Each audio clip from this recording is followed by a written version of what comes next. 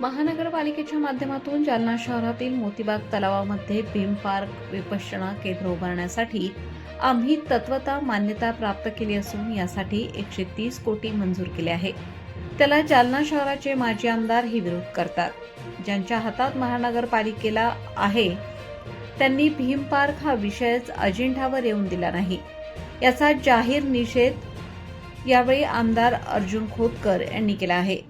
ते एका रस्त्याच्या भूमिपूजन कार्यक्रमासाठी दिनांक 12 जुलै रोजी गणपती नगरमध्ये आले होते.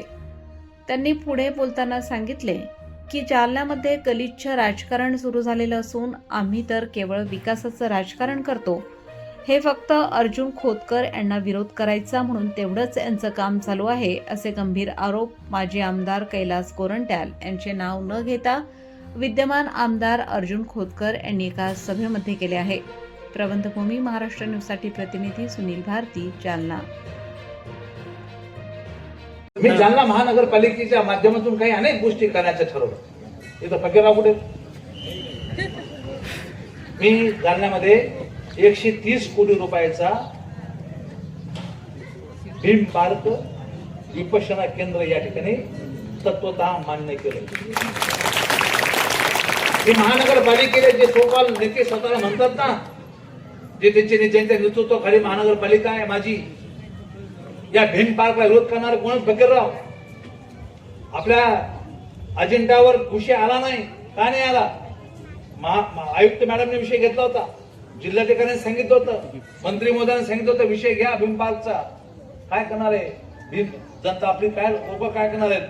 ज्या लोकांच्या हातात महानगरपालिका आहे त्यांनी विषय हा भीम पार्कचा अजेंड्यावरती येऊन दिला नाही. त्यांचा जाहीरपणे निषेध या ठिकाणी मी करतो. 130 कोटी रुपयाचा विपश्यना केंद्र आपण या ठिकाणी मंजूर केलं होतं. ते विपश्यना केंद्र सुद्धा त्या माजी आमदार त्याला विरोध करतो. हे विपश्यना केंद्र झालं नाही पाहिजे.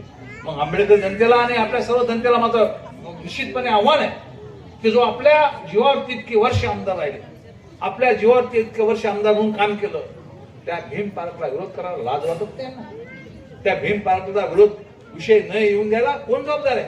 मी महापालिका आयुक्ताला विचारलं की हा विषय का नाही आला. तुम्ही साहेब मला माहित नाही.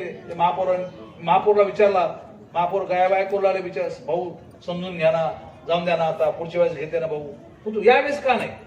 तर अशा पद्धतीचं गलिच्छ राजकारण या ठिकाणी सुरू झालेलं आहे. तर माझी आपल्याला विनंती आहे की आम्ही विकासाचं राजकारण करतो आणि शेवटी हे फक्त अर्जुन खोतकरला विरोध करायचा म्हणून तेवढंच फक्त बाकी